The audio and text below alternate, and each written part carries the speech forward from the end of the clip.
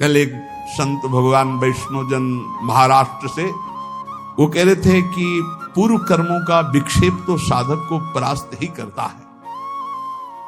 नहीं, पूर्व कर्म में इतनी ताकत नहीं कि वर्तमान के नाम गुणगान करने वाले साधक को परास्त कर सके। तो हमका उदाहरण, दोनों किडनी खराब, डायलिसिस होता है, भयानक पीड़ा और कष्ट रहती और सिंह की तरह दहाड़ते रहते। किडनी भी कहती बुरी जगह फंस गए हम आकर। सच्ची कहते हम तुम्हें बलवान बनाने के लिए कहते, छाप मारने के लिए नहीं कहते। छाप तो हमारी प्रेमानंद की है ही, उसको तुम्हारे से थोड़ी लेनी, मुहर तुमसे थोड़ी लगानी है। प्रेमानंद की छाप है, वो तो गुरु ने दे दिया, इष्ट ने दे दिया। ये हम इसलिए बताते हैं कि इससे बुरी स्थिति नहीं होती। क्या विक्षेप डालेगा? हम राधा नाम के बल पर हैं, हम श्यामा श्याम के हैं। अभी मृत्यु हो जाए क्या फर्क पड़ता है? क्या फर्क पड़ेगा? बस हम फर्क पड़ने वाली बात को पकड़े हुए हैं, इसीलिए फर्क पड़ता है। नहीं, कोई फर्क नहीं। विक्षेप क्या करेगा? मृत्यु से बढ़कर कोई विक्षेप है? और उसको हम स्वीकार कर चुके हैं। क्या करेगा विक्षेप? राधा राधा राधा। क्या करेगा विक्षेप? ना तो भूत का ना भविष्य का कोई चिंतन मत करो। वर्तमान में राधा राधा बोलो, भूत भी भूत हो जाएगा और भविष्य तो मंगल हो ही जाएगा। भूत तो गया, उसके लिए क्या हम रोएं अच्छा गया या बुरा गया? भूत तो गया। और भविष्य क्या होगा? राधा राधा राधा परम मंगल होगा। पक्का समझो, पक्का। अभी एक मशीन लेके परसों दिल्ली से आए थे, वो हाथ पैर में सब लगाए हो, देखे। वो देखकर ऐसे बोले, महाराज हम जितने लोग खड़े हैं, पावर बिल दो। बिल पावर क्या कहते हैं? Bill power. बोले इतना तो हम में नहीं जितना आप में। हमका होगा कैसे? हमारा बिल पावर श्री जी है, तुम्हारा बिल पावर संसार है, हमारा बिल पावर लाडली जी है। मस्त, सही कहते।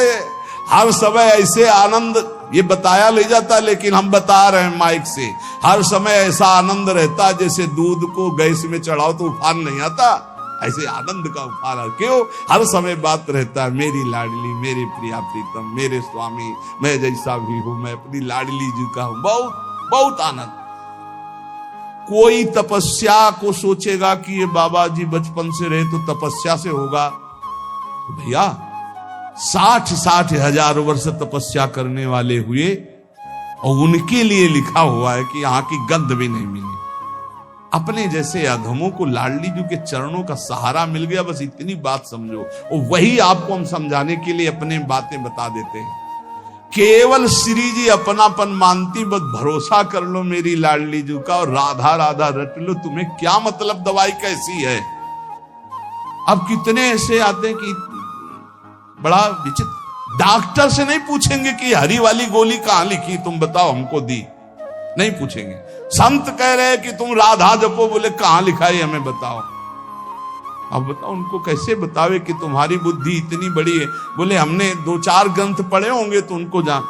अरे श्री जी लालजू के हृदय का गुप्त धन है। अगर ग्रंथ ही देखना चाहते हो तो एक ट्रक भर ग्रंथ है हमारे रस के ग्रंथ, जहां तुम्हारा प्रवेश नहीं है। वेद रसिकन की बानी कैसे जानोगे राधा नाम? राधा सुधा निधि में देखिए आप, वृंदावन दास चाचा की वाणी में देखिए, भरा पड़ा है। अरे क्या नहीं जानते वृंदावन में राधा किशोरी का राज्य है? क्या ये नहीं जानते आप पत्ते पत्ते से राधा नाम की गूंज निकल रही? क्या नहीं जानते हरि बिके हुए हैं राधा नाम में, राधा धाम में, राधा रूप में? डॉक्टर दवाई दे दे तो हाथ जोड़ के फीस दे करके चुपचाप खाते हो, और संत तुम्हें बता रहे हैं ऐसा करो तो तुम्हारी बुद्धि काम नहीं करती। मान लो ये, अगर आप समझते हो किसी संप्रदायवाद से बोल रहे तो राधा बाबा किस संप्रदाय के थे? आखिरी में क्या पाया? राधा राधा राधा राधा। ये बहुत बड़ी निधि है, पकड़ लो। वही कह रहे कि अभी खोपड़ी में और कुछ भोगना लिखा है तो नहीं मानोगे, और अगर बात समझ में आ गई तो राधा राधा राधा, इससे दोनों बातें होती है। रसदात्री, धा धारण करने वाले हरि, राधा नाम में दोनों प्रिया प्रीतम समाये हुए। राधा बोलते हैं तो जिसका नाम है वो तो देखती है, और जो नाम के प्रेमी है वो लाल जी दोनों देखते हैं, दोनों हमारी तरफ देखते हैं। राधा तो प्रिया लाल दोनों देखते हैं। बस यही हमें चाहिए, दोनों युगल हमारी तरफ देखें और मुस्कुरा दें और हमें अपनी सेवा में ले लें। ये सार युगल तत्व का राधा नाम है। ये राधा नाम ऐसा ना समझें कि केवल लाडली जी का नाम है। ये राधा तत्व है, ये राधा नाम है। ये राधा नाम में प्रिया प्रीतम दोनों समाये हुए। राधा नाम प्रेम समुद्र है। हम तुम्हें कैसे बताएं कि राधा नाम एक अपार अगाध अनंत महिमा युक्त है। आप जब इसको जपोगे खुद देख लोगे। ये पीछे डोलते हैं महाराज, जिनके तुम दर्शन की बात करते हो, जिनके लिए ध्येयम सदा परिभवंगम अभीष्ट दोहम तीर्थास पदम शिव विनंत चिनुतम शरण्यम। तुम्हें लग रहा होगा कि बहुत बढ़ के बोल रहे हैं, बहुत छोटे होके बोल रहे हैं। ये देखी बात कह रहे, पीछे तो डोलते निरपेक्षम मुनिम शांतम निर्वैरम समदर्शनम अनुब्रजाम्य हम नित्यम पूये त्यंगुरेणु भी। एकादश स्कंद में खुद सरकार स्वीकार कर रहे हैं। और फिर जो राधा सहचरी है, राधा रूप रस में डूबी हुई है, राधा ठसक में है। टेढ़े राय मोहन रसिया सो बोले अटपट बानी, हमसी श्यामा जू के बल अभिमानी। ए वृंदावन वासियों, प्रिया प्रीतम के उपासियों, अब किसी की तरफ मत देखो, हमारी महारानी जी के बल पर निर्भय हो जाओ और राधा नाम छूटने न पावे। बस देख लेना क्या प्राप्त होता है। हम आपको हृदय की बात कहते हैं।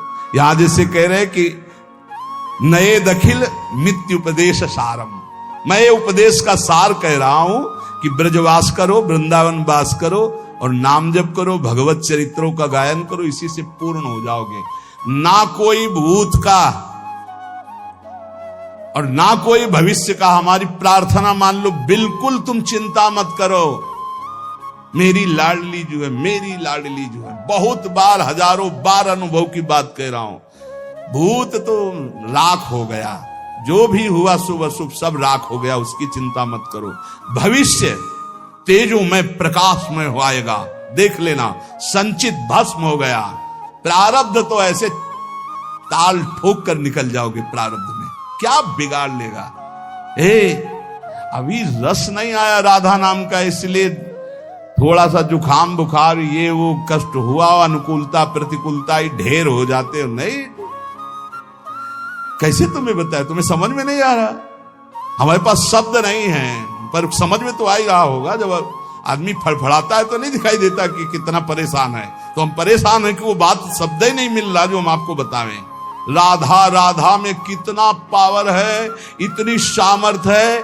ना आपको भूत की चिंता करनी, ना भविष्य की चिंता करनी। बस भरोसा किशोरी जी का, काहू के बल भजन को काहू के आचार, और व्यास भरोसे कुंवर के सोवत पांव पसार। और जब कुंवर के भरोसे हैं तो कुंवर के अधीन अनंत शक्तियां हैं, और कुंवर हमारी लाडली जी के अधीन है।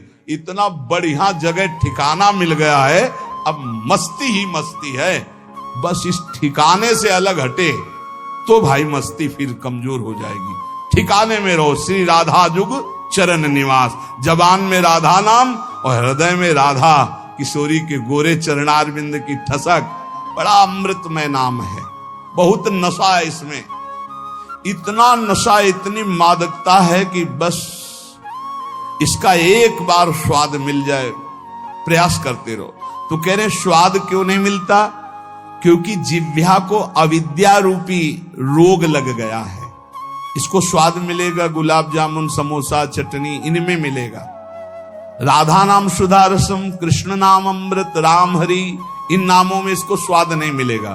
तो बोले जैसे किसी के जबान में पित्त दोष होता है तो मिश्री का स्वाद नहीं मिलता, और अगर अनुपान से रोज मिश्री खाता रहे तो पित्त शमन हो जाएगा और स्वाद आ जाएगा। बोले ऐसे स्यात् कृष्ण नाम चरितादिशिताप्य विद्या, पित्तोपतप्त रसनस्य न रोचिकानो, किंत्वादरादनुदिनं खलु शैव जुष्टा, स्वाद्वीक्रमाद भवति तद्गदमूलहंति। यदि नियम पूर्वक नाम जपा जाए तो अविद्या रूपी दोष जबान से नष्ट हो जाएगा और जबान का स्वाद पड़ जाएगा। राधा राधा राधा राधा, ये सच्ची वाली है। ये जिनकी अभी कुछ भोग बकाया है उनको ये बात समझ में नहीं आएगी, नहीं तो बस राधा राधा राधा राधा सब कुछ हो जाएगा, सब कुछ मान लीजिए, ये सब कुछ। हम केवल कोरी अंधी श्रद्धा से नहीं कहते कि भाई सुनी बात और आपको सुना दी, नहीं। वो सन्यासी का दिमाग तार्किक दिमाग रचा जाता है। भगवान जो रचना रचते हैं, तो जो सन्यास मार्ग का पथिक होता सही माने में बहुत तार्किक प्रवृत्ति होती है। वो किसी भी बात को अपनी कसौटी में कसे बिना वो श्रद्धा से नहीं मानता, वो अंधश्रद्धा से नहीं मानता, उसको उसमें सत्यत्व का बोध होना चाहिए, तब समझ में आता है। तो ये श्री जी के हेतु की कृपा से बस अब आखिरी बात है, राधा राधा राधा। पकड़ लियो जिनको पकड़ना है। अभी कुछ है भोगना, इसीलिए है। हम सुनाया करते कि एक पंडित जी जो है किसी जजमान के यहां से गंगा का किनारा पकड़ा, सोचे शॉर्टकट से जल्दी घर पहुंच जाएंगे। तो रास्ते में श्मशान था, तो एक खोपड़ी पड़ी थी, वो बड़े ज्योतिषाचार्य थे। उन्होंने खोपड़ी में देखा, लिखा था अभी कुछ और बकाया है। उनका अब क्या बकाया है, मर गया, जल गया, हड्डी हड्डी अलग हो गई, अब खोपड़ी अकेले, अब क्या बकाया है। सोचा वैसे कैसे पता चलेगा कि अब क्या बकाया, इसको ले चलते हैं। तो एक झोली में डाला और ले गए और एक एकांत कमरे में टांग दिया, जहां जल्दी किसी का हाथ न पहुंचे। देखेंगे भाई इसमें क्या है। घर गए, खाया पिया, दूसरे जजमान के यहां गए। पंडित आए ने सोचा इस बार पंडित जी आए थे तो कुछ लाए और एकांत कमरे में टांगे, हमें लगता कुछ विशेष भेंट है और हमसे बताया नहीं, खुशी के कारण बड़ी खुश हुई। गई तो देखा खोपड़ी। पंडित जी की बुद्धि खराब है, खोपड़ी लाए। गुस्सा आई, खोपड़ी को उठाया, उखली में धरा, मार मूसर उसे चकनाचूर करके और नाली में फेंक दिया जाके। पंडित जी आए जजमान के यहां से अपना पांडित्य कर्म करके अपने कमरे में गए और जो एकांत में टांगी थी तो कहा कहां है वो झोली। तो बुद्धि खराब, ऐसी अपवित्र चीजें घर में लानी चाहिए। तो बोले क्या किया, बोले सैकड़ों मूसर मार के उसे चूर चूर करके नाली में डाल दिया। बोले यही बकाया था। उसमें लिखा था कि अभी और कुछ बकाया है, तो मुझे पता नहीं था क्या बकाया था। तो ये होना था कि तुम्हारे मूसरों की मार पड़नी थी और नाली में भी पड़ना था। तो अगर राधा नाम की महिमा सुनकर भी राधा नाम जपने में रुचि नहीं आ रही है, तो अभी कुछ है, भाग्य में कुछ बकाया है, वो भोग भोगना है। तन्नाम रूप चरितादि सुकीर्तनानु स्मृत्यु क्रमेण रसना मनसी नियोज्य तिष्ठन् ब्रजे तदनुरागी जनानुगामी कालम नये दखिलमीत उपदेश सारम। मेरे उपदेश का ये सार उपदेश है कि ब्रज में वास करो। 84 कोश है ब्रज, जिसका सौभाग्य हो ब्रज में वास करो। यदि ना हो पावे तो मानसिक चिंतन रोज करो। आप जैसे वृंदावन आए हो, गिरिराज जी गए हो, गिरिराज जी को देखा तो अपने मानस कैमरे से खींच लो फोटो गिरिराज जी की। वृंदावन की परिक्रमा पूरी भर लो, अपने पास है ऐसा एक कैमरा है जो पूरी सीन भरता रहता है। आप बहुत अच्छे से कि मुझे बार बार यही परिक्रमा रोज लगानी चिंतन के द्वारा। वृंदावन की परिक्रमा, यमुना जी का पावन तट, बिहारी जी, राधा वल्लभ, राधा रमन जी, सत्संग सब भर लो। और दूर जहां आप रहते हो वहां से एक बार 10 मिनट में सब कर लोगे। एक बार बस गए, सत्संग में गए, वहां दर्शन किया, फिर यमुना किनारे गए, फिर परिक्रमा लगा ली, फिर बिहारी जी गए, दर्शन किए। वृंदावन को चिंतवन यह दीप उर्बारी, कोट जन्म के अगतमय काट करे उजियार। गिरिराज जी गए, बरसाना गए, नंदगांव गए, राधा कुंडाचमन किया, बैठकर भजन किया। ये सब मानसिक कर सकते हो। ब्रज का वास या ब्रज का मानसिक चिंतन और प्रिया प्रीतम का नाम। कह रहे हैं नयदे अखिल मित्युपदेश सारम, मेरे उपदेश जितने उपदेश उन सबका सार उपदेश ये है। हो सके तो ब्रजवास करो, वृंदावन वास करो, नहीं हो सकता तो जहां वास कर रहे हो रोज वृंदावन ब्रजधाम का चिंतन करो, प्रिया प्रीतम का नाम जप करो और भगवत चरित्रों का गायन करो। जैसे चतुराशी जी 42 लीला है, प्रभु की लीलाओं से भरे हुए बहुत पद हैं, बहुत सुंदर सुंदर रस भरे पद भाई जी महाराज ने, बहुत सुंदर पद हैं, सरल से सरल भाषा में लिखे पद रत्नाकर में, सरल से सरल भाषा में। उसी से चित्त आकर्षित होकर नित्य विहार की तरफ आता है। अपने लोग उसी से आकर्षित होकर के आए हुए। पहला कृपा प्रसाद भाई जी के ही राधा माधव चिंतन, पद रत्नाकर, बहुत से ऐसी वाणियां जिनके प्रभाव से चित्त युगल सरकार की तरफ खिंचा और उन्हीं के आदेश से फिर नित्य विहार रस की तरफ। जरूर जरूर कुछ पदों की तो कंठ माला बना लेनी चाहिए। जैसे चल रहे हो रास्ते में तो गुनगुनाते हुए चल रहे हो। जो निरंतर नाम रटता है और सौभाग्य से ब्रजवास मिल गया, वृंदावन वास मिल गया है और प्रभु के चरित्र गायन करता रहता और प्रभु के चरित्र सुनता रहता है, उसका जीवन पूरा भागवतिक और शरीर छूटने के पहले, ये तो उपासना की बात है किस कोटि की है, और शरीर छूटने के बाद निश्चित उसे प्रियालाल की प्राप्ति होती है। ये दो शब्द हैं, एक शरीर रहते हुए प्रियालाल की समीपता का अनुभव हो जाना अपने भावदेह से, और एक है अगर नहीं हुआ तो शरीर छूटने के बाद श्री जी की प्राप्ति हो जाती है। इसलिए सतत हम नाम जप करें, प्रियालाल के गुण का गायन करें। अगर ब्रजवास नहीं हो रहा तो यहां से रज ले जाएं, रज सदैव पास रखें और ब्रज का चिंतन करें, वृंदावन का चिंतन करें। बस इस जन्म में हमको एक कमर कस लेनी कि प्रिया प्रीतम की प्राप्ति करनी ही है। अगर प्रिया प्रीतम की प्राप्ति इस जन्म में नहीं हो पाई तो ये घाटा हम कभी पूर्ण नहीं कर पाएंगे। कुछ साथ नहीं जाना प्यारे, बार बार कह रहे हैं, रोज एक बार ये तो कहते हैं कि मरोगे, फिर कह रहे हैं मरोगे, सुबह सुबह कह रहे हैं नहीं। हाँ बढ़िया बात है मरना, बुरा लगता है सुन के मरना, इसलिए बुरा लगता है कि तुमने बुरा किया है इसलिए, नहीं तो बुरा नहीं लगेगा, बढ़िया लगता है। जैसे तुमसे कहा जाए सुबह सुबह हम आशीर्वाद देते हैं, तुम अपने दोस्त से मिलोगे जो प्राण प्रिय है, तो आपको कैसे लगेगा? बलिहारी आपकी बलिहारी। ऐसे अब मरना का मतलब समझते हो, नाशवान शरीर छूटेगा, हम अपने हित मित्र प्रियालाल से मिलेंगे जाके, अपने श्यामा श्याम से। और आपने श्यामा श्याम को अपना माना नहीं, पत्नी पुत्र परिवार ये सब, तो मरने की बात सुनकर एकदम दिमाग ठनकता है कि सब छूट जाएगा, और जिनको प्राप्त करना चाहिए उनको प्राप्त नहीं किया तो घबरा जाते हो। इसलिए पहले तो हम जिस देश में भेजे गए हैं इसका नाम है मृत्यु लोक।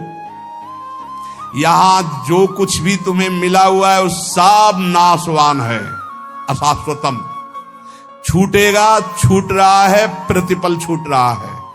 धूल भुलैया में मत फंसो, राधा राधा राधा राधा नाम जप करो और खूब आनंदित रहो। जो प्रभु का हो जाता है उसको ये लोक और परलोक भी बड़ी मस्ती से कटता है। अपने स्वभाव में जो बैठा हुआ है त्रिगुण का खेल, इसको मिटाना है। कोई अहम नहीं, किसी से ममता नहीं, बस मुक्त हो गए, मुक्त हो गए। ममता श्यामा श्याम से, समता सब संसार में, ममता नित्य विहार में, ममता तो श्री जी के चरणों में, अहमता श्री जी के चरणों में। बस ये सत्संग का सार है, अगर समझ में आ जाए। अहमता ममता ही बंधन का कारण है, यही जब श्री जी के चरणों में पहुंच जाए तो ये महासुख का हेतु है। अहंकार की निवृत्ति होने पर जीवात्मा को अपने स्वरूप का बोध हो जाता है। जब तक अहंकार रहता है तब तक जीव मुक्त नहीं हो सकता। यही अहंकार ही संस्कृति मूल शूल प्रद नाना, सकल सुखदायक अभिमाना। चेतस तत्प्रवणम सेवा तत्सिद्धि तनु वित्तजा, ततः संसार दुःखस्य निर्वृत्तिर ब्रह्म बोधनम। पूर्ण रूप से चित्त प्रभु में तल्लीन कर दो। कैसे होगा? सेवा करो, प्रभु की सेवा विराजमान करो। दो प्रकार से सेवा होती, तनुजा शरीर से और वित्तजा रुपया पैसा से। खूब अच्छे अच्छे भोग पदार्थ, खूब अच्छे आभूषण वस्त्र जो तुम धर्म के द्वारा कमाए हुए।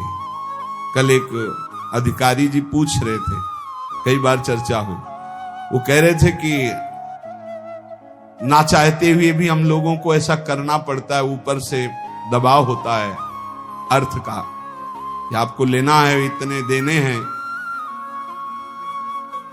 तो उसका एक उपाय हमको बताया गया है कि अगर 10% दान कर दो संतों को मंदिरों में, ऐसे ऐसे, वो व्हाइट हो जाएगा। आपका क्या विचार है? हमसे कहा, उनका हमको हमारा तो विचार ये, हम तो प्रत्यक्षम किम प्रमाणम, जब आप जैसे लोगों के द्वारा दिया हुआ पैसे से भंडारा होता है तो संत एक दूसरे की लाठी मार के खोपड़ी फोड़ते हैं। खाए रसगुल्ला बेईमानों के, वो चैन नहीं देने दे रहे, ताल ठोक। अरे ताल ठोको, काम से, क्रोध से, लोभ से, मोह से, मद से, इनको परास्त करके हरि को प्राप्त करो। आपस में एक साधु दूसरे साधु रसगुल्ला और रुपया पैसा के लिए, तो ये चमत्कार क्यों हुआ? ऐसा चमत्कार है। मूर्ख लोग करें, संसारिक करें तो चलेगा, भेषधारी क्यों? ये चमत्कार माया का क्या हुआ? ये आप जैसे लोगों की जो दशांश दान वाली भावना है ना, ये हमारी सबकी खोपड़ी फुरवा रही। इसीलिए अगर भजन करते हैं और असत पुरुषों का धन खाते हैं तो हमारे भजन के परिणाम में घाटा हो जाएगा। अगर भजन नहीं हो रहा, असत पुरुषों का धन खाते हैं, तब तो फिर ये झगड़ा झंझट शुरू हो जाएगा। अधर्म का धन जहां जाता है वहां कलह अशांति पैदा कर देता है। ना तुम व्हाइट होगे, न जहां जाएगा वहां व्हाइट होगा, दोनों की फाइट होगी। व्हाइट तो होगा नहीं, पक्की बात है, पक्की बात है। और फिर नरक जाना पड़ेगा, दोनों को जाना पड़ेगा। असत धन खाओगे तो पक्का। इसीलिए कह रहे हैं कि यहां वित्तजा सेवा उसे कहते हैं धन के द्वारा जो मेहनत की कमाई का दान किया गया। मेहनत की कमाई का दान, मेहनत की कमाई की ठाकुर सेवा, मेहनत की कमाई की संत सेवा बहुत कम होते हैं। गांव के जब लोग आते हैं ना, वो जब चढ़ाते, कभी देखा है ना, तो उनके चढ़ाने का ढंग अलग होता है। ऐसे निकाला, उनमें देखा 50 का नोट या 100 का नोट, हम उसे बहुत आदर से लेते हैं। ए भैया, इस 50 की दाल आएगी ना 100 की दाल, तो बहुत आनंद प्रदान करेगा। और जब उन हरे पीले नोटों की ऐसे गड्डी सरकावे ना, तो समझ लो तुम्हारी गड्डी टिकेगी ले, इधर गड्डी तुम्हारी माया में जाके चलेगी, इधर नहीं चलेगी। भजन नहीं होगा पक्का। कुछ ना खर्चा करो तो रखे रखे बुद्धि खराब कर देगी। देख लो, एक धनी आए, भगवान श्री विठलनाथ जी आचार्य भगवान के स्वरूप होते, उनको भी भगवान कहा। जैसे भगवान वल्लभाचार्य जी, ऐसे भगवान विठलनाथ जी। वो श्रीनाथ जी के श्रृंगार में थे, तो सेवक ने सूचना दी 1 लाख मुद्रा लेकर कोई सेठ आया है। अब श्रृंगार करते कर 1 लाख मुद्रा का क्या क्या आभूषण लाएंगे, क्या वैसे। अब वो खो गए उसमें और पत्रावली बिगड़ गई ठाकुर जी की। तो जब श्रृंगार करके हटे, दर्पण दिखाया तो देखा पत्रावली बिगड़ गई। बोले 1 लाख जब आया है तो चिंतन बिगड़ गया, सेवा बिगड़ गई, और अभी स्वीकार नहीं किया। जब स्वीकार कर लेंगे तो क्या, उठा अपने रुपए, भाग यहां से, नहीं चाहिए। जब अभी लिया नहीं तो पत्रावली, सेवा बिगड़ गई। जब ले लेंगे तो क्या हो जाएगा, चलो जाओ। ज्यादा ये मोटी रकम पे दृष्टि मत रखो। ये गरीबों के 5 रुपया, 50 रुपया, 100 रुपया से दाल रोटी लाओ, खाओ पियो, भजन करो। अगर ये आया कि ऊंची रकम, तो फीकी भी दुकान हो जाएगी, पक्का समझो। ऊंची रकम तो फीकी दुकान हो जाएगी, फिर तुम्हारे भजन पूजन उपदेश का रंग नहीं चढ़ेगा। वित्तजा सेवा वर्णन की गई, लेकिन मेहनत की कमाई की। ये जो दूसरों का खून चूस कर लाखों करोड़ों अरबों रुपए इकट्ठा करते हैं, ये भी सोचते हैं मैं हल्का हो जाऊं थोड़ा पाप का बोझा। तो जिनका नाम सुनते हैं ना, उनके यहां जाते हैं, क्योंकि ये लोग इनकी पहचान बस इतनी, यश किसका है। और वहां पहुंचते हैं, वहां जब पहुंचते ना, एक बैच को यही कहा था, हाथ जोड़ के हमारी प्रार्थना, आपको बुरा लगेगा, खाली हाथ आना, आज के बाद अगर शायद डाला हो, आज के बाद कभी यहां कोई भी फल पुष्प आदि लेकर मत आना, ये गेट से बाहर ही हटा दिया जाता है, पता नहीं कैसे आपका ये अंदर आ गया, कभी भूल कर यहां मत लाना। अगर आप खाली हाथ आओगे तो आपका विशेष स्वागत करेंगे, आप लेके आओगे तो आज के बाद मुझे अच्छा नहीं लगेगा। क्यों? बस इसीलिए आप अपने धर्म से चलो। वित्तजा सेवा का मतलब है बहुत मेहनत से कमाए हुए 100 रुपए में फिर 10 रुपया हिम्मत करके दान कर दो, वो दशांश आपको उज्जवल करेगा। बेईमानी के 10 लाख कमा के उसमें से आप दान करोगे तो तुम भी नरक जाओगे, जहां दान पहुंचेगा वहां भी। बड़ी बड़ी दुर्व्यवस्था है ये धन, बहुत ही, इसको कभी आदर ना करो भाई, बहुत खतरनाक है। जहां जाता है वहां भारी से भारी दोष पैदा करने लगता है। रुपया भारी से भारी दोष पैदा करता है। रुपया के तरफ महत्व बुद्धि मत रखो। श्री जी जो धर्म पूर्वक दे, अगर श्री जी का पक्का भरोसा रखोगे, कामना नहीं करोगे, तो यहां वही आएगा जिसे श्री जी बुलाएंगे, अन्यथा हो ही नहीं सकता। और फिर कामना करोगे तो फिर बात बिगड़ जाएगी। वित्तजा सेवा का मतलब धर्म पूर्वक कमाए हुए धन से आराध्य देव की सेवा करना। तनुजा और वित्तजा दो सेवा, तनुजा माने शरीर से और वित्तजा माने धन से, दो प्रकार की सेवा से हमारा चित्त निरंतर प्रभु के चिंतन में डूबने लगता है। सेवा अत्यंत आवश्यक है। जिस समय ब्रह्म संबंध करणात् सर्वेशाम देव जीवयो सर्वदोष निवृत्तर ही दोषा पंचविधा स्मृता। जो शरणागत हो जाता है, दीक्षा ले लेता है, यदि वो ठीक से भाव से संबंध प्रभु से अपना स्वीकार कर ले कि अब दीक्षा हो गई, अब हमारा संबंध श्री जी से हो गया, लालजू से हो गया, तो उसके सारे दोष नष्ट हो जाते हैं शरणागति मात्र से। सहज दोष, देश के दोष, काल के दोष, संयोग के दोष, स्पर्श के दोष, कई तरह के दोष होते हैं जिन दोषों से दुर्गति हो जाती। सारे दोष का प्रभाव नष्ट हो जाता है जब जीव शरणागत हो जाता है।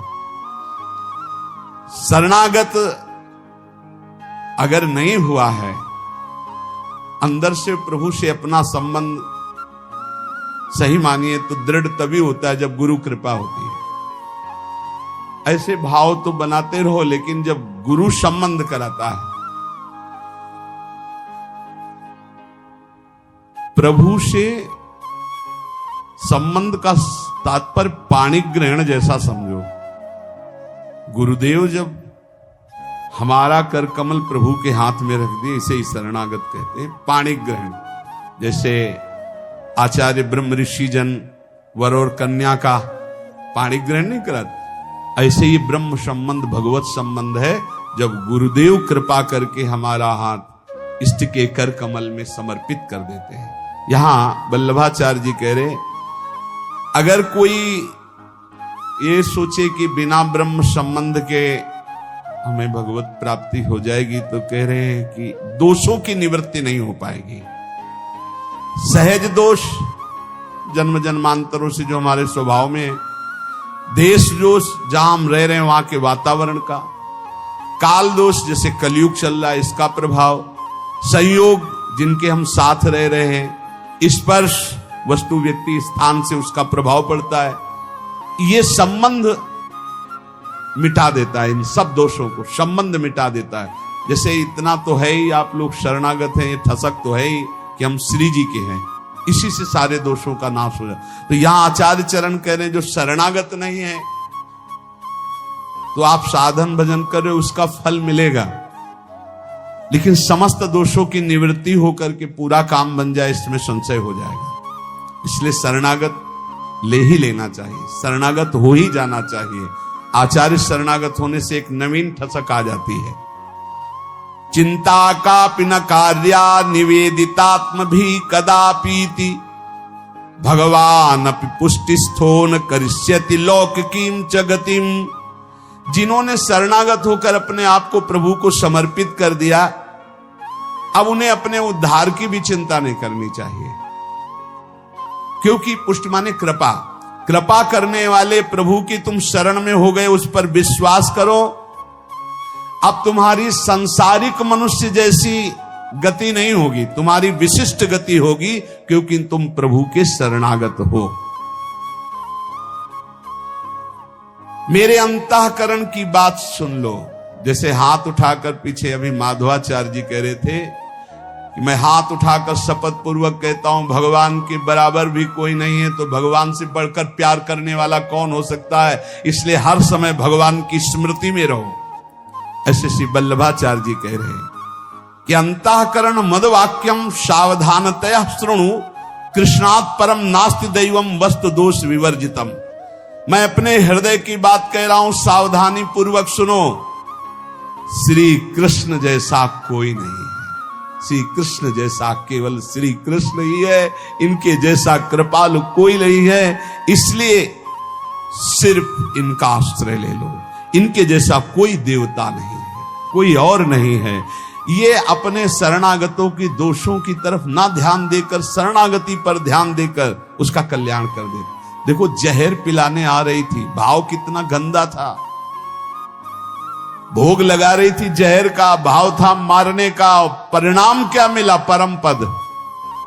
ये तुम्हारे भाव तुम्हारी क्रिया नहीं देखते। तुम आए ना श्री कृष्ण की तरफ, किस भाव से आए ये देखते नहीं है, परम कल्याण कर देते। बोले अंतःकरण मदवाक्यम सावधानतया शृणु कृष्णात् परम नास्ति दैवम वस्तु दोष विवर्जितम। मेरे हृदय की बात सुन लो सावधान पूर्वक। श्री कृष्ण जैसा कृपालु कोई देवता नहीं है, क्योंकि समस्त दोषों का, तुम कितने दोषी हो ध्यान भी नहीं देते, समस्त दोषों का त्याग करके कृपा ही कृपा करते हैं। ये दुष्ट आचरण कराने वाला कलयुग है। इसमें कल्याण के जितने सही मार्ग हैं वो सब धकते चले जा रहे हैं। भगवान वल्लभाचार्य जी कह रहे हैं सर्व मार्गेषु नष्टेषु कलौचा खल धर्मिणा पाखंड प्रचुरे लोके कृष्णैव गतिर्मम। पाखंड कैसे बात की जाती शरीर राग त्याग से, तभी परमार्थ की उन्नति होती है। यहां केवल एक नाटक मात्र हो रहा है। शरीर रागों की पुष्टता ही जीवन का लक्ष्य माना जा रहा है। ये भोग मिल जाए, रुपया मिल जाए, कैसे बस पाखंड ही पाखंड दौड़ रहा है। 5 मिनट जो अंतःकरण में अंतर्मुख होकर भगवत चिंतन नहीं करते, उनके बड़ा बड़ा मुझे आचार्य चरण कह रहे हैं दुष्ट धर्म अर्थात धर्म विमुख अधर्म आचरण ये कलिकाल कराएगा। कलिकाल का प्रभाव ऐसा है। कल्याण के साधन जितने सतमार्ग हैं ये सब गुप्त होते जा रहे हैं और पाखंड की बढ़ोतरी होती जा रही है। पाखंड बढ़ता